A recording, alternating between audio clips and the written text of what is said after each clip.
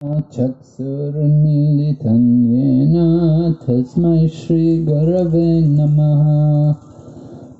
Namaham Vishnu Padaya Krishna Prishtaya Bhutale Srimati Bhaktivedanta Swami Niti Namine. Namaste Saraswati Devi Gauravani Pracharine Nirvishesha Shunyavadi Paschacha Deshatarine Vanchakalpatarubhyascha Kripa Sindhu Bhaivacha Patitanam Pavanebhyo Vaishnavibhyo Namo Namaha. Jai Shri Krishna Chaitanya Prabhu Nityananda Shri Advaita Gadadhar Shri Vasadi Gaur Bhaktavinda. Hare Krishna Krishna Krishna Hare Hare Hare Rama Rama Rama Hare Hare. Okay, so I'll read my question.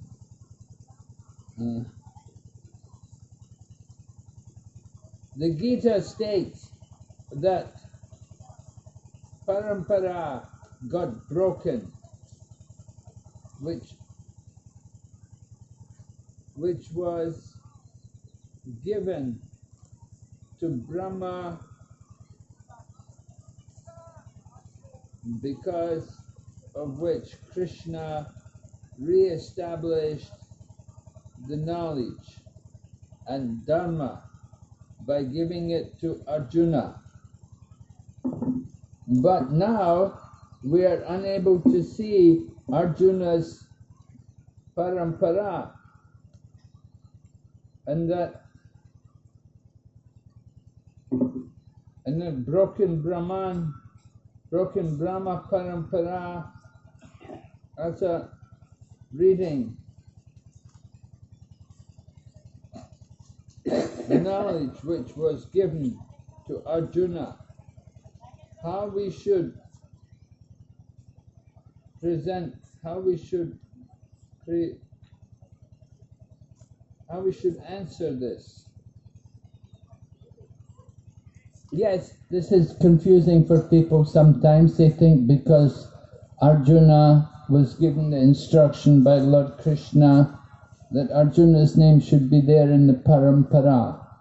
But you have to understand that list of parampara is a list of the prominent spiritual teachers. Arjuna was not a prominent spiritual teacher. He was a disciple of Lord Krishna. And Lord Krishna used him to speak the Bhagavad Gita to. Wherever Krishna goes, Arjuna will go with him, and Krishna will speak Bhagavad Gita to Arjuna. So the parampara shows the names of the prominent spiritual teachers. And therefore, it's from Brahma to Narada to Vyas. And after Vyas, then you have Madhvacharya. So Arjuna is not mentioned there because Arjuna, we never heard of Arjuna taking disciples, becoming the teacher. He was a student. So that's that question. Maharaj? Yeah. And it doesn't say it was broken, it says it appears to be lost because it was not public so much. Krishna wanted to make it public. So he used Arjuna for that. Okay. My question is how to practice Raganuga Bhakti in our movement. How to practice sadhana bhakti. There's no different practice. The practices remain the same. The Raganuga Bhakti will be practicing more intensely, and but the consciousness changes. So how to do it is to practice sadhana bhakti under the guidance of the spiritual master, and then it will turn into Raganuga Bhakti. It's not like it's a whole nother that you go and dance with gopis or anything like that. Practices are the same.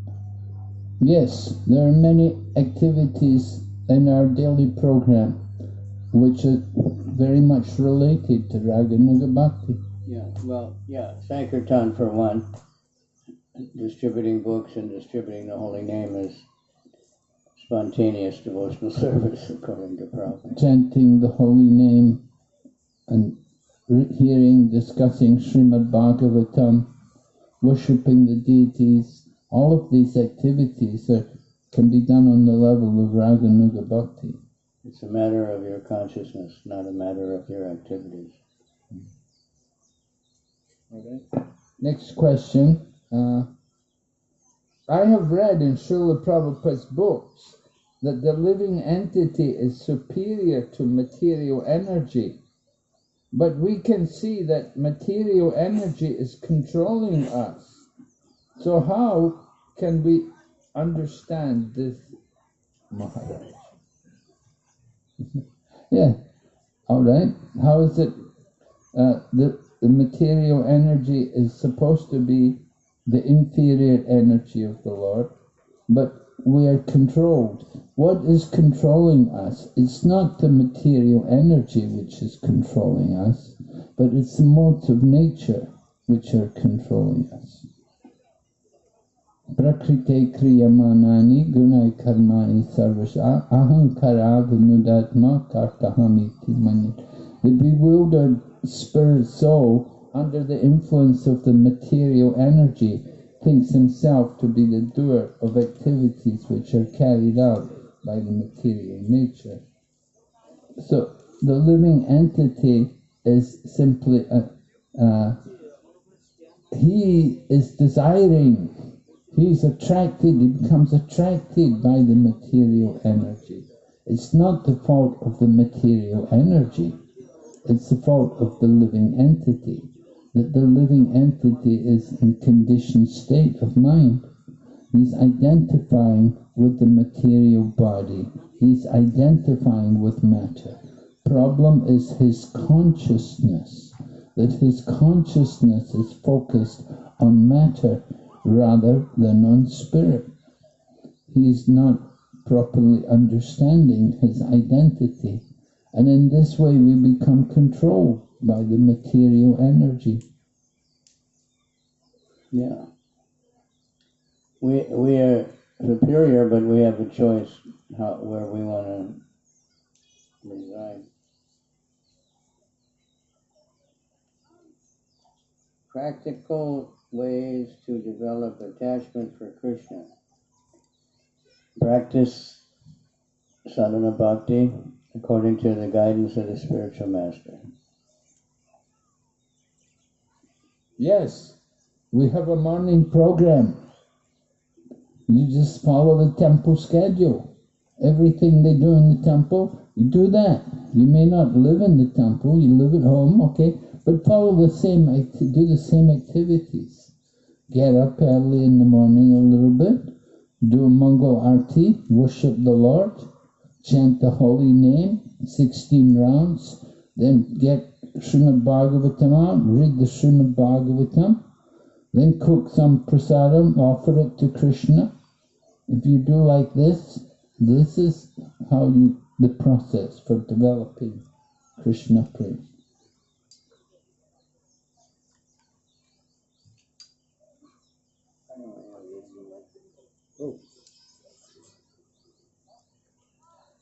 How to control unnecessary thoughts from expected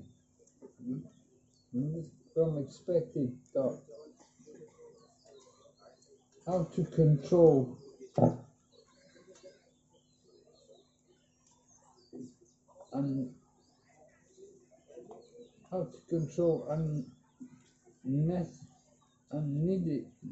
unnecessary thoughts.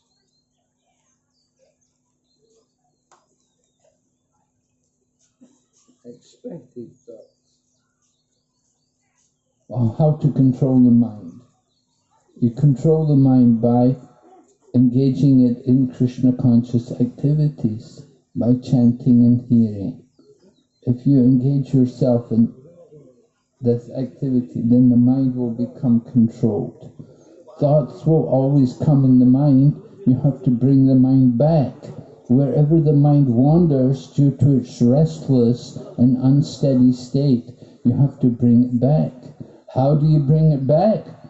You call out the holy name. Hare Krishna! Hare Krishna, Krishna Krishna, Hare Hare, Hare Rama, Rama Rama. And go in the kitchen and clean all the pots or cut the vegetables. When you're cutting vegetables, you have to concentrate. You know, you can't have other thoughts or you'll cut your finger. So that's, in a way, to do something. The idle mind is the devil's workshop. I think that's the way we say it. Prabhupada said it a little bit different, but, you know, if we're just thinking of it, you know, we're just going to think of all the trash that's been for millions of lifetimes in our mind. So do something that's, you know, that you have to concentrate on. Absorb your mind in Krishna. How do the deities say that if we are outside home and no one is home to serve the deity? I don't know. Some people put the deity to rest. Some take a picture and do a, you know, puja that way. You can do manasa puja. Or some take their deities with them if they're not too big. But that's a question about having deities at home. We have to be able to take care of them. You should be careful. Before you bring the deity in to your home, you want to make sure that you're able to maintain the worship. And if you're trying to do the thing alone, if you're the only person doing the worship, it's not really good. It's not proper. So before you bring the deities, you must have first of all checked with your spiritual mentor or your spiritual master and check with him, what does he think? Does he think this is really practical? First of all, also, you should be second initiated. You should be a Brahmana before you try to worship the deity. And without having the Brahmana initiation, then you cannot do a really effective deity worship. And our deity worship minister, Mr. Kavach Prabhu, is concerned that many temples, they don't have enough devotees to worship the temple deities because devotees have deities at home. So they're very busy doing big puja at home and cooking very nicely and doing all these things, and the temple deities are not meant, you know, there's nobody to take care of them. And Prabhupada was concerned about that. There's a letter where he actually said that. You know, he didn't encourage people that live within any kind of reasonable distance from the temple to have deities at home, because then they won't worship the temple deities. In fact, they don't even come to the temple, many of them.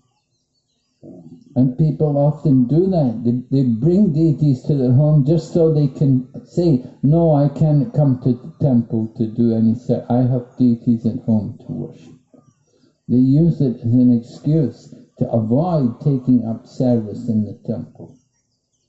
Though it's much better to do the deity worship in the temple, where there's regulated worship and where there are many people involved. But to try to do deity worship on your own, it's not proper. It's much different at the temple deity. You know, it's a different mood. And everyone that's a Brahmin, we try to tell them when they get initiated, you know, that means you're going to do some kind of service for the deity at the temple. Not that you just have a title, now I'm a Brahmin, you know. No, that you're going to serve the temple deity. Otherwise, it's not necessary. Okay, next question. How can I not use devotional service as an excuse or escapism from for running away from material duties, like motivation to come to Parikrama was to get away from office for a while.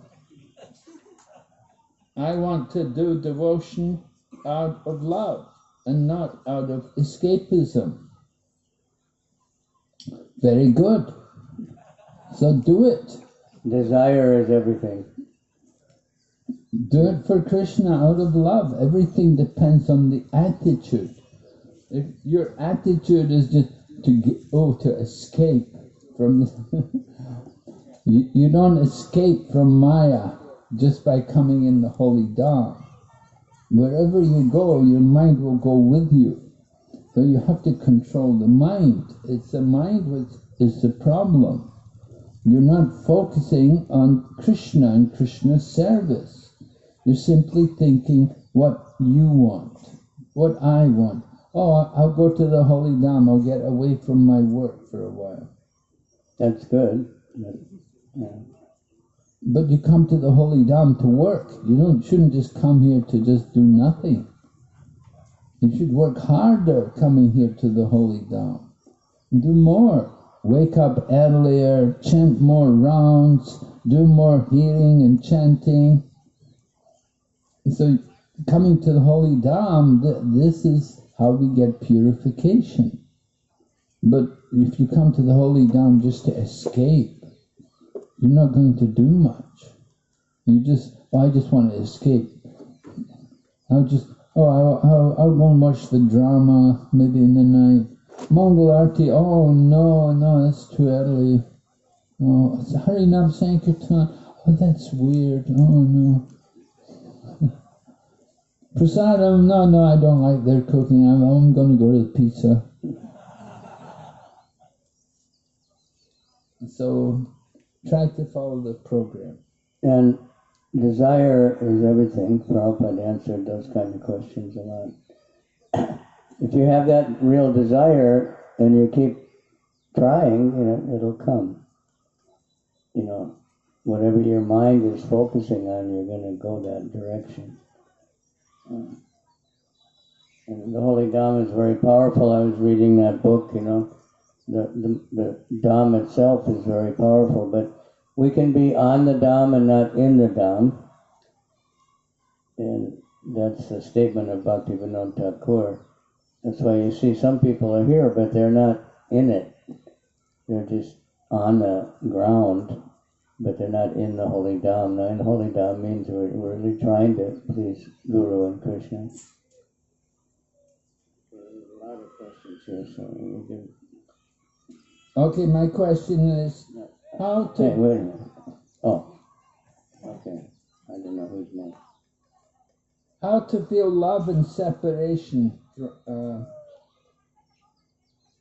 how to feel love and separation in love for Krishna. I only have a little amount of love for Krishna, but that makes me feel greatly. Makes me feel something. Please enlighten me.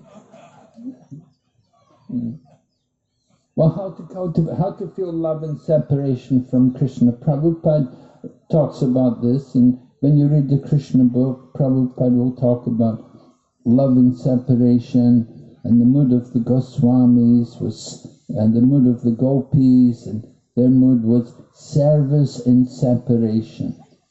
So how do you cultivate that mood of service and separate? You do service, that's important. You do service in the mood that, I'm not really qualified. It's good, you're humble. In your question shows you're a humble person. So that's important. Humility is very important in coming to Krishna and feeling love for Krishna. We should feel that I'm unqualified. I don't have any love. If you thought, I have love, then we'd be suspicious, we'd doubt it. But you're saying, I don't have love, I want to develop it. That's very good.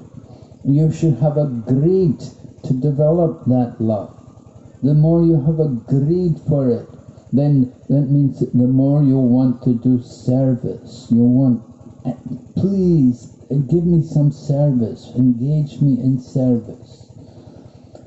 That mode of serving the devotees is very helpful. That helps us to develop love for Krishna. And keep hearing about the Goswamis and Lord Chaitanya. How did they feel love in separation? They were always hearing about Krishna. And by hearing, then they're remembering Krishna. And they're feeling the separation from Krishna.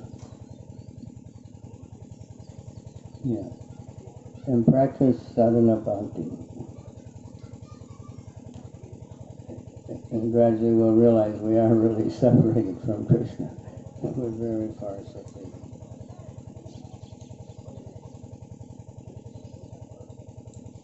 Due to past habits, I commit many offenses unto the devotees, misbehaving with them, fault finding, commenting, etc. Sometimes I also get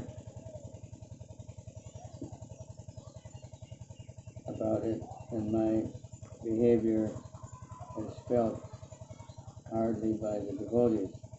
What steps should I take? I feel I'm getting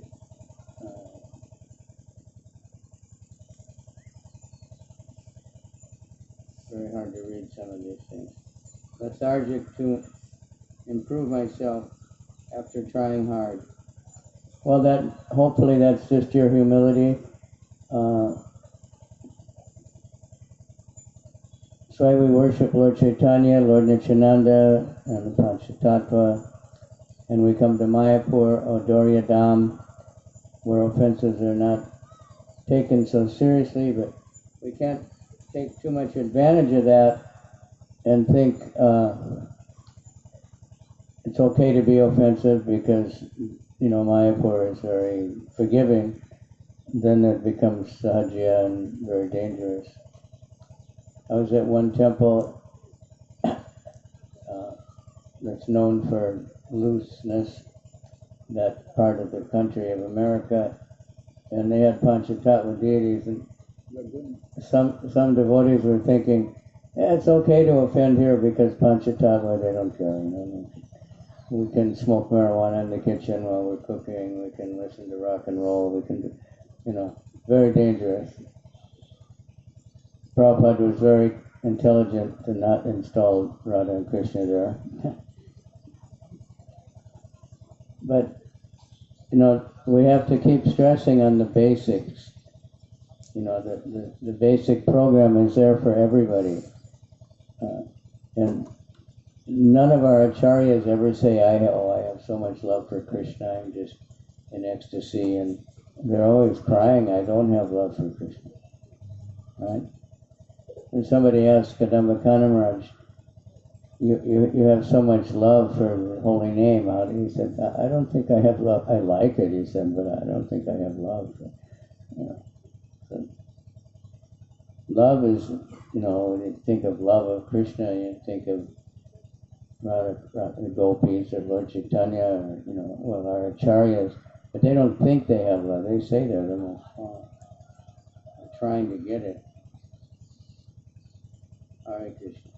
A person doesn't want to die, but others see. But when he sees his father on near death, one is dying. He prays to the Lord instead of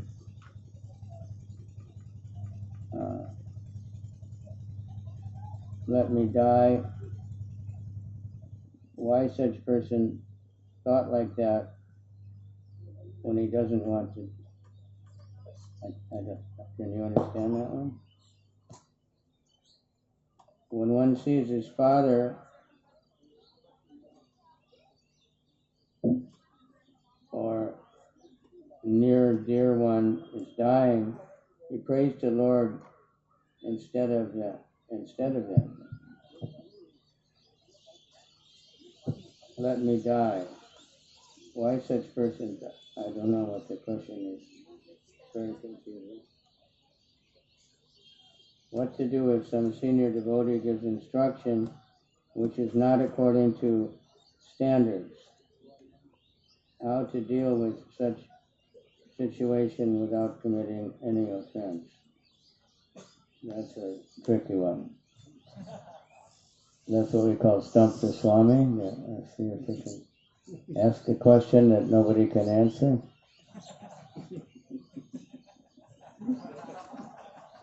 First we have to know if I'm qualified to know whether a senior devotee is giving an instruction that's wrong. So then we could just say, it depends on what kind of instruction it is. I mean, and who's senior? Is senior just as someone is in a managerial position or someone is spiritually superior? We had historically many years ago a temple president who was quite fallen and was instructing the devotees, I'm the president, you have to do, sinful activities. So obviously we know that's wrong. But sometimes, I get these questions, and it's from new devotees. What do we do when a senior devotee is not behaving properly? What do they mean by properly? Do you mean behaving the way I want them to behave? Or according to, the way I think as a new devotee, the senior devotee should behave? Or what? So we have to refer to scripture. Sometimes we can just ask, excuse me, but I'm new and I haven't seen that anywhere in the scripture. Where is that? You ask in a polite way.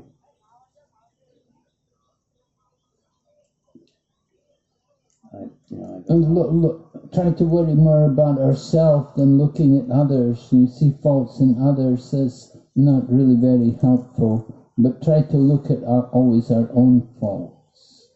Seeing faults in our own self is important. To find faults in others, it's not going to help you. But look at our own faults and be thoughtful about our own behavior and our own actions, and be an example for others. And Srila Prabhupada always encouraged devotees like that. Even if senior leaders are not doing right, make sure you do right. You be an example, even though they may not. But don't try to instruct them, because that's not your duty, that's not your position. But just try to be an example yourself. And then when you say senior, what is senior? That's something I was trying to work out, because sometimes we get someone that just because they're older, either by birth or by initiation, and I'm senior, you do whatever I tell you, So that they're not senior, because senior means humble and kind and merciful, and, There are different kinds of seniority. Someone may be senior by age, the physical body. Someone may be senior by initiation, or they were initiated much earlier than we were. And someone else may be senior in terms of shastric knowledge or realization. And so there's all different kinds of seniority. But as devotees, we want to cultivate the humble attitude and think of ourselves as being low and unqualified and unworthy. Yeah, so if someone is saying, I am senior, then they're probably not very senior. And just like if someone is saying, I have so much love for Krishna, and then that's a sahaja say like that. But the great devotees, they don't say that. They say, I don't have any love for Krishna. Rupa Goswami said, not only do I not have love for Krishna, I have no attachment even for the means of developing love for Krishna, like hearing and chanting. I only, there's no hope for me, but I'm still hoping against hope.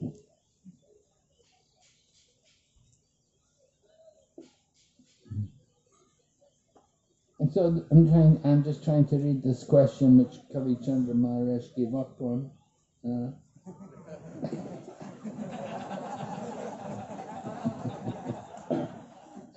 I'm also trying to understand it, you know. Trying to translate the English, the Hindi English to English, you know.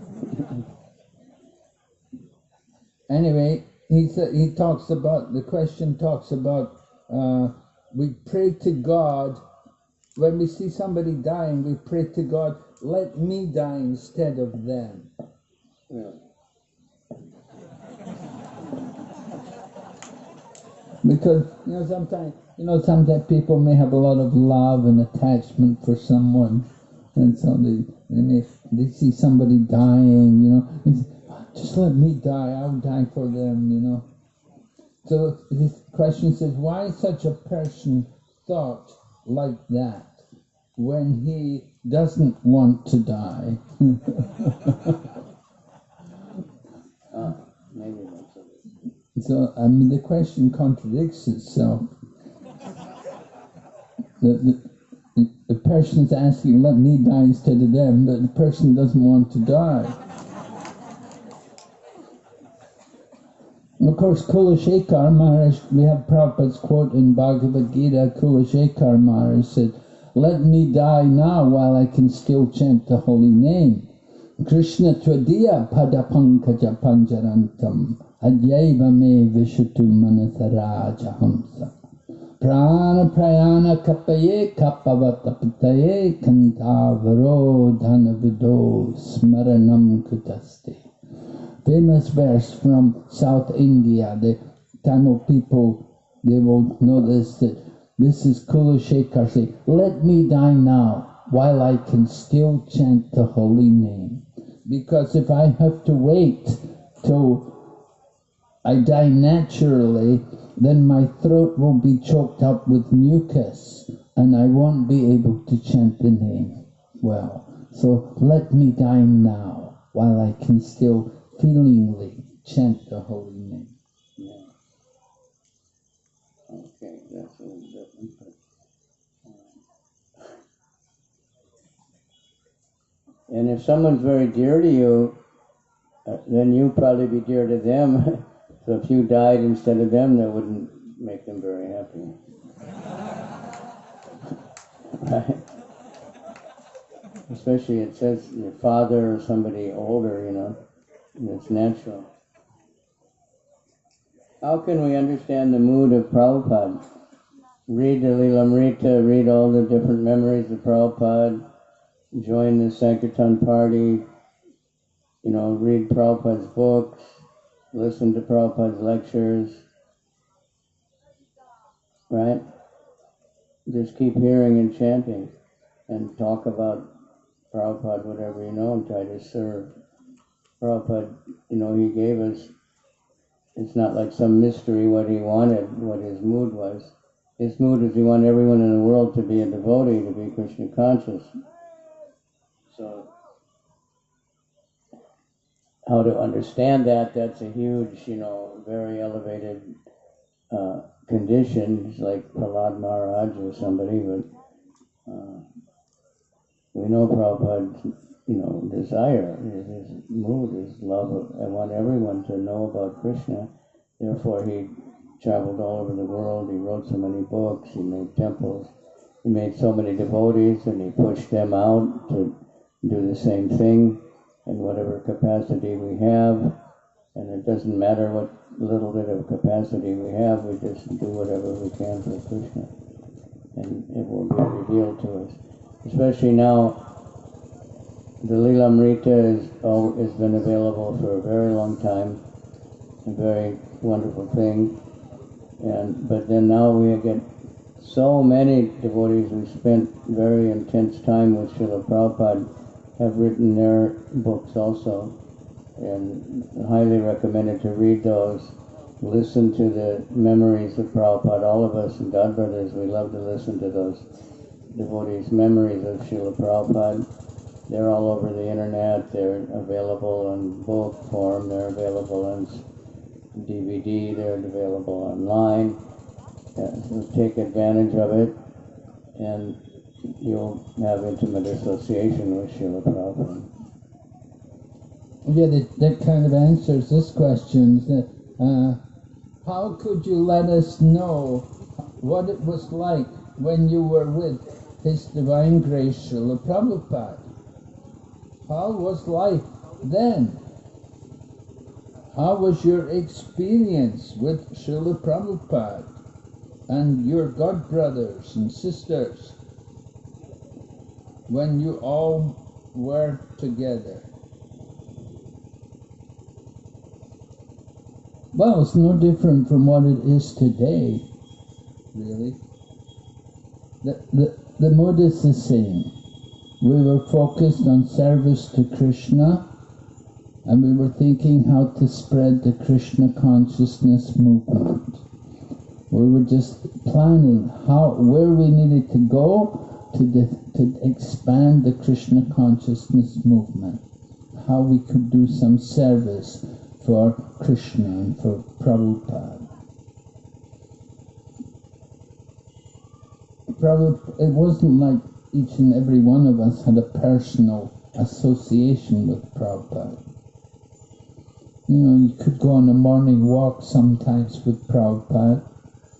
Sometimes you could be with him, you know, just a couple of people and like that.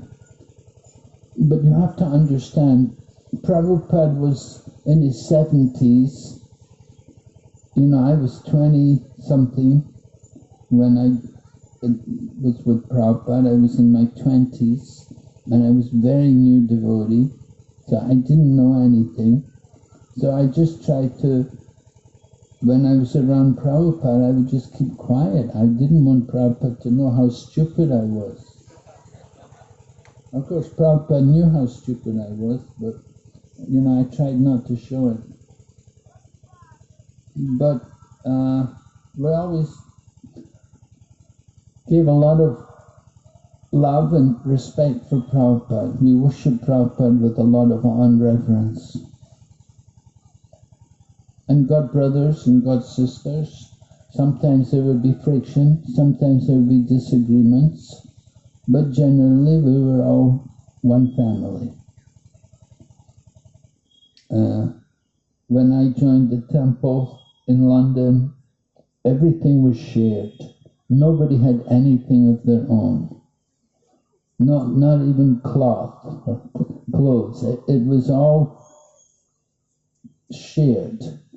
We didn't have proper dhotis, we just had pieces of cloth.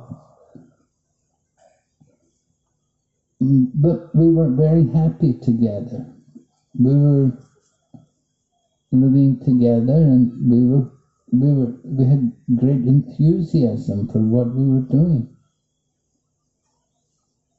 It was a very joyful experience. Every day we had Harinam Sankirtan. We'd go out in the morning and chant, and we'd go out again in the afternoon and chant again. And we just maintained ourselves by just distributing whatever Back to Godhead magazines we could distribute. So we lived very simply. And a lot of the boga which we had, we would beg it in the marketplace. So we were living like that, just from hand to mouth. We were always in debt. Hardly we could pay the rent for our building.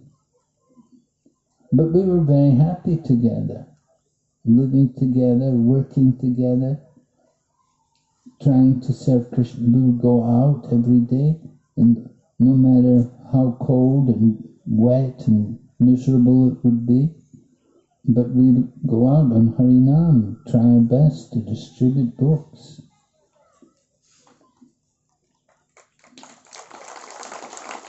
Yeah. And that's what impressed George Harrison. He saw the devotees in London going out every day, no matter what. So he knew there was something to it. No, why would anybody do that? You know, go in the rain, go in the cold, in the heat.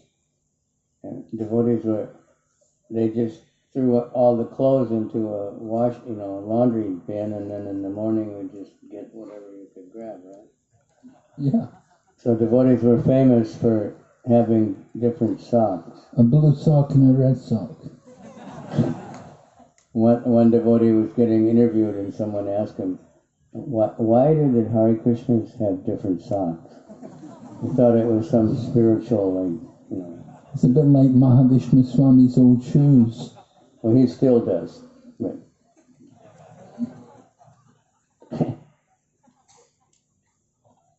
and it's actually a fashion now. You can buy shoes that don't match, that are actually the same make and the same everything, but they're different colors.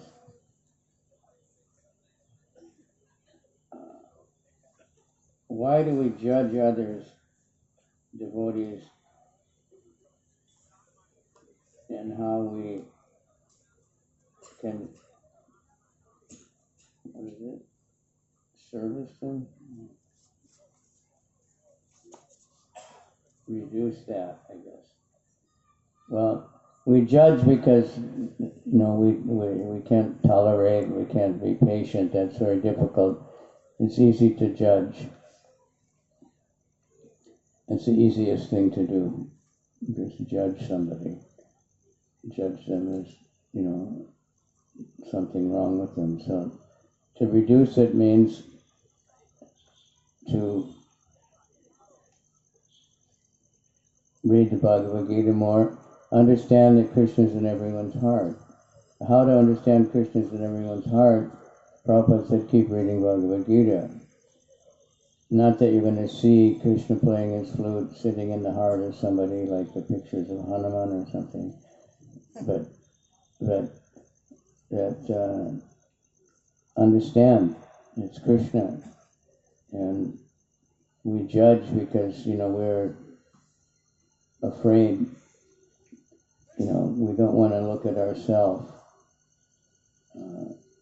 So there's famous saying, that physician heal thyself. Is that the Bible or Shakespeare or somebody like that? It's something, a famous saying. Judge not, for you shall be, the Bible says, judge not, for you will be judged by the same standards.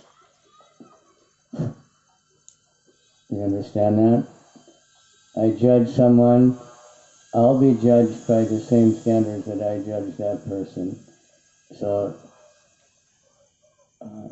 it's better to look for the good and see that everyone is a servant of Krishna. And whether they're favorable to us or not, it's arranged by Krishna for us to test us whether we can tolerate, whether we can, be happy. And how to purify, the same old story, Harinama, Harinama, Harinama eva kevalam. Everybody can say that really loud.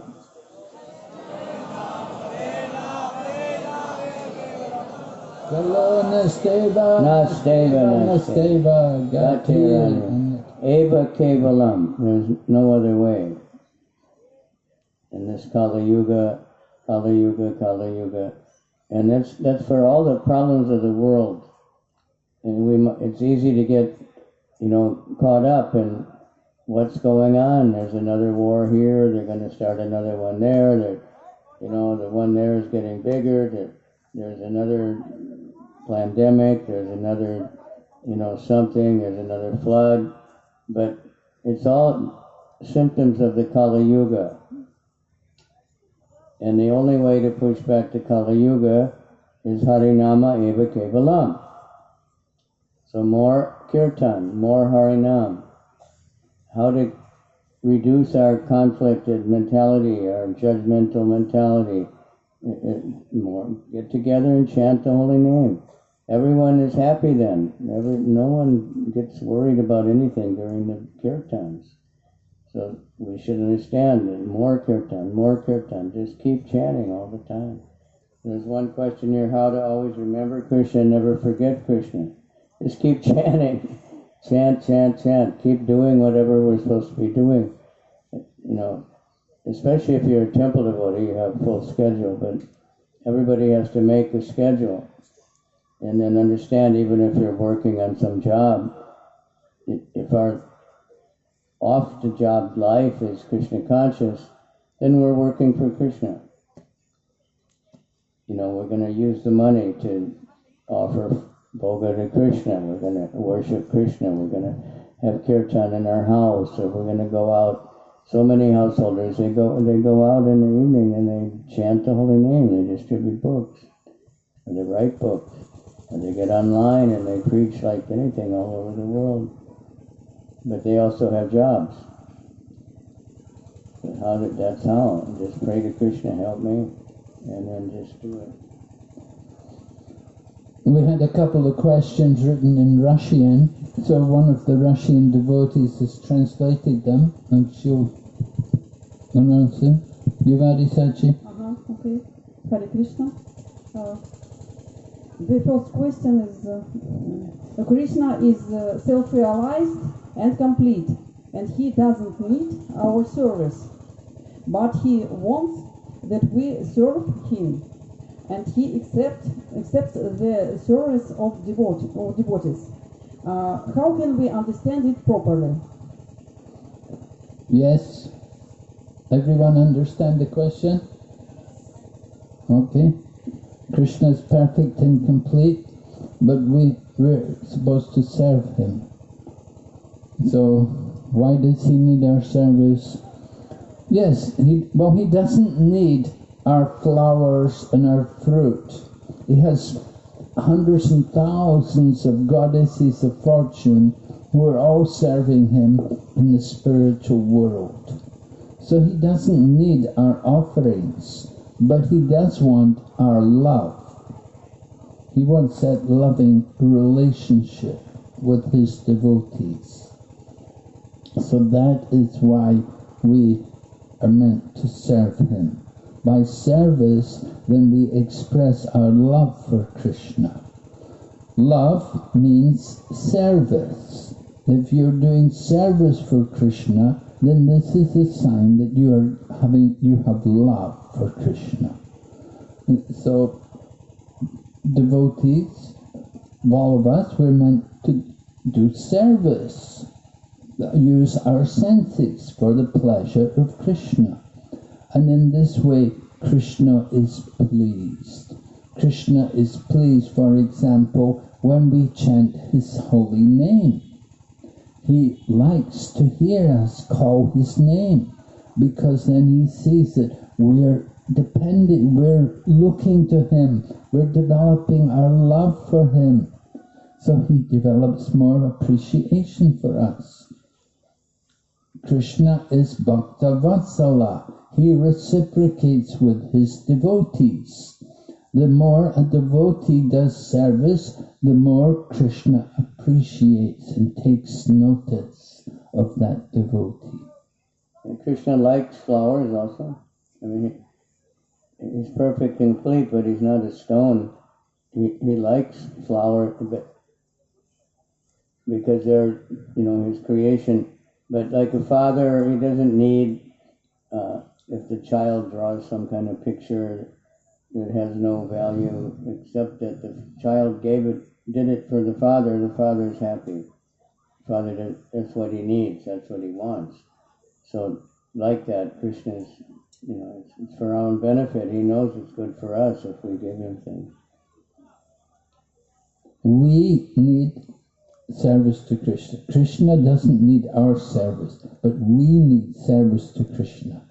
Because if we're not serving Krishna, we'll be serving Maya. And that will keep us in material life. But if you do service for Krishna, that will take you out in the material world, back to Godhead. Okay? Yeah. What's the other question? Okay. Second question. Guru Maharaj, yesterday you said that we should sacrifice our life in the process of devotional service, in the distribution of Krishna consciousness. And how can we develop such a mood of sacrifice?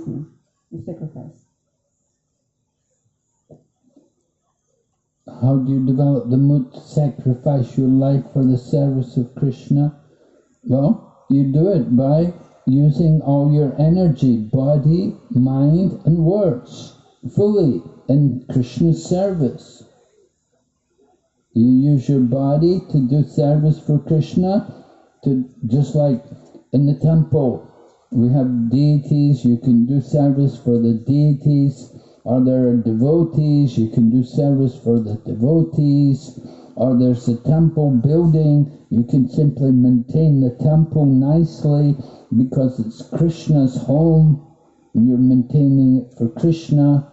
So in this way you use your body to do some service, and you use your mind to think of Krishna, to think of Krishna's different qualities and his pastimes with his devotees. And then you use your tongue, use your words to chant Krishna's name and sing the songs about Krishna and describe all the wonderful qualities of Krishna. Yeah, chant. Sacrifice, a lot of times we think sacrifice means, like in the army or something, somebody jumps in front of on top of a grenade or something and sacrifices his life. It's not like that. You just do everything for Krishna. Make your life sacred. Sacrifice. Just chant the holy name. We don't have enough time. And that's okay, we got tomorrow night. But get more than that. As it is said, Lava Matra Sadhu Sange Sarva Siddhi Hoy. I have strong faith in it. Even follow to engage in bhakti sangha whenever possible. Yet I think their sangha is carrying me into this pure devotional service, but slowly. In between that small time, a lot of uncontrollable triggers come and I get distracted. How to overcome the triggers. With triggers, I think he's talking about desires, material desires which come into the mind.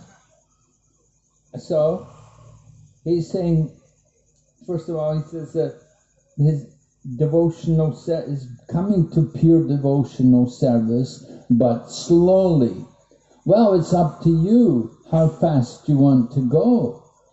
How much are you willing to give to Krishna? Are you ready to give everything to Krishna? If you go slow, then it will come slowly. But if you give everything, if you put yourself out and really make a great effort to please Krishna, then it can happen very quickly. Gadvanga Maharaj only had one moment, but he got success. Parikshit Maharaj had 7 days, but he did it. He got success because he was so serious. He stopped eating and drinking and even sleeping for 7 days. He didn't want to waste a minute. He simply heard about Krishna. So when you're very serious, you can go very quickly. It's up to all of us. How fast do we want to go? How much are you willing to give to Krishna? And here, how can I overcome these triggers? The triggers meaning desires for sense. It means things that make you angry or make you happy. Maybe things like that. That's usually what they call triggers. So, how do you overcome them?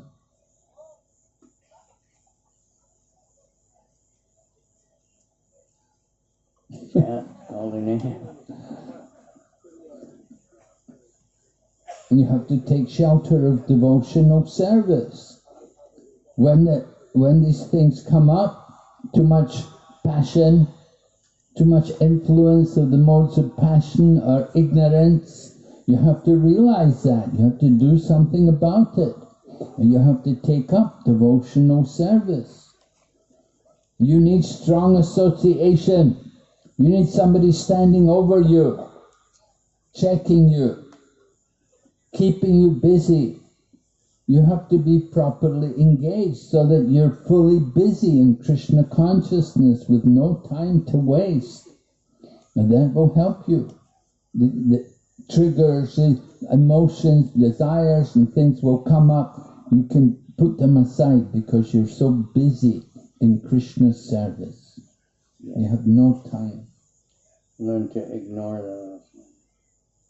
What is the story of the Panchamukhi Shiva at Panchanath? I don't know. Do you know? Panchamukhi. Well, Lord Shiva had, that's one of Lord Shiva's names. Yeah, Panchamukhi, yeah, that's true. But that particular Panchanath Shiva, that was installed not so long ago. The place, it says it's a resting place of Lord Chaitanya. That's what it says there. Hare Krishna Maharaj.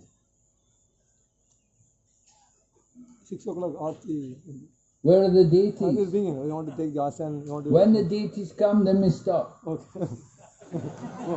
You want to take the asana, you want to make ready. Here's one. It says, many people say that we should not use agarbatti to the Lord because it has a bamboo stick. I don't know. Nowadays, you know, we're not supposed to use dairy products. We're not supposed to offer, you know, milk, you know, unless it's this and that. The incense. There are different qualities of incense, and you know, some of it is very low class, and the smoke of it is very contaminated. But the high quality incense that is usually, you know, used for deities is good quality, and we should offer to the Lord. The Lord likes incense. Prabhupada taught us to offer incense. It's all over the world. Devotees, you know, every temple they offer incense to the deities.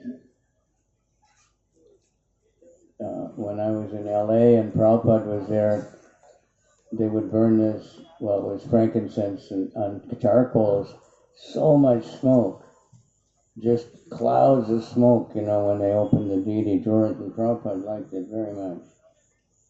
And in Dwarka it said there's so much smoke from incense that the peacocks think it's clouds and they start dancing. So I don't know how we can say we shouldn't offer incense.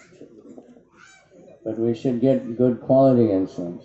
And I know many temples, they offer one stick and run outside immediately and put it outside. I try to ask them, if it's so bad, then why do we offer it? Well, somebody said, you know, maybe, but nobody can ever answer that.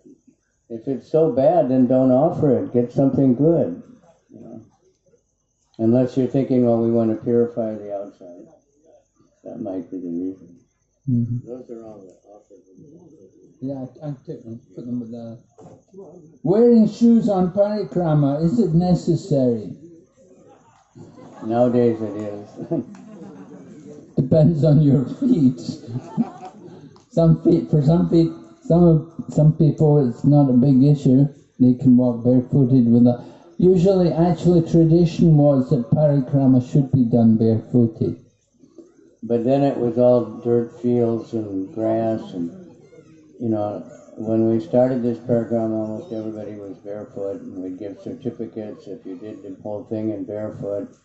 I did the Braj Mandala many times barefoot, but nowadays the roads are so terrible, so that, you know, it's not, you know, it's very distracting from chanting or from anything else to walk on it. So you can wear shoes, because the main thing is we want to chant and be absorbed in the holy name. Of course, if you can do it without shoes, go ahead. I mean, I also did it barefoot for many years, but in my older age, I just find it very difficult. Yeah, I'm trying to decide if it's my feet, because they say when you get older, your skin gets more tender, but also the roads get much worse.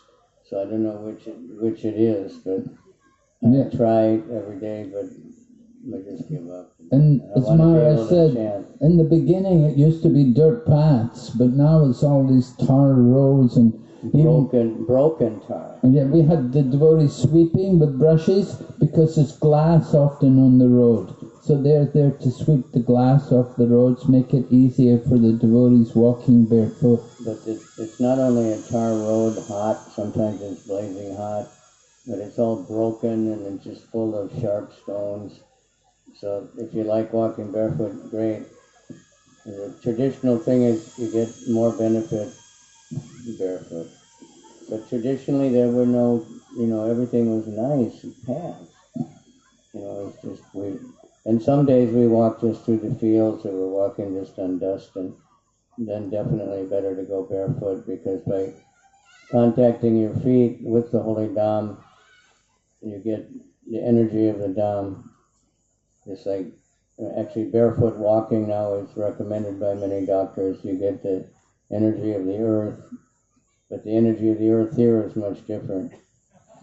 So as much as possible we should go barefoot, but if it's cutting your feet, we have to have doctors patching up everybody's feet every night, and There'd be a big line at the medical center every night. So many devotees with feet all cut. So these are some problems. Hare Krishna. Okay, so where are the deities? They're coming. They're They're coming. on the way. Just now coming.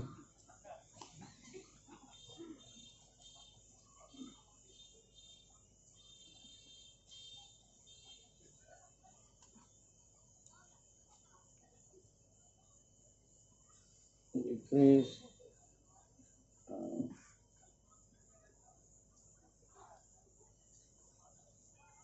accept our humble obeisances. Prabhupada says that you please me distribute books, but our management says that Mataji's not distribute books, and they don't even speak no more than 5 minutes to any person. So how can we'd have to discuss that one. Where is that? And I don't want to bring it all in public here, but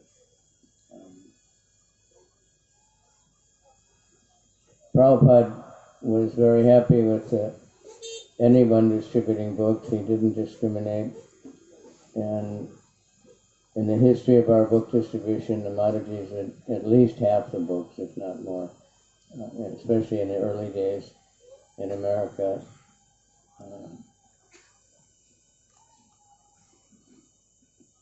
Prabhupada was proud that the ladies were also going out and preaching and distributing books.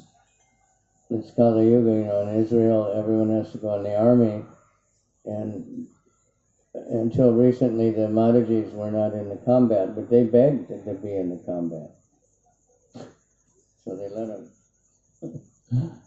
And the Mormons, all the boys went out preaching, but the women begged, no, we want to go also. So they arranged that. So, but in our case, everybody wanted to go, and still so many are very big book distributors. So I don't know if you'd like to discuss privately where that is, and if it's here, it says if it's on this Parikrama or where is it? We can approach after the deities come. Someone asked how to convert mundane lust into love of God. Mundane lust can be converted into love of God by changing the consciousness. Mundane lust is thinking of our own material enjoyment, and love of God is thinking about Krishna, in service to Krishna, pleasing Krishna. And Bhakti Tirtha Swami wrote a very nice book, Turning Lust into Love. You can read that book. It's just a matter of the object of the energy. Lust and love look the same, but when it's for Krishna, then it can be love. But when it's for myself, even if it's just for others, it can be love. Okay, here come the deities. Thank you very much. Srila Prabhupada. We have many more questions. If anybody else has questions, at least I'm on around all day, and you can ask me whatever you like. Hare Krishna. So we want to thank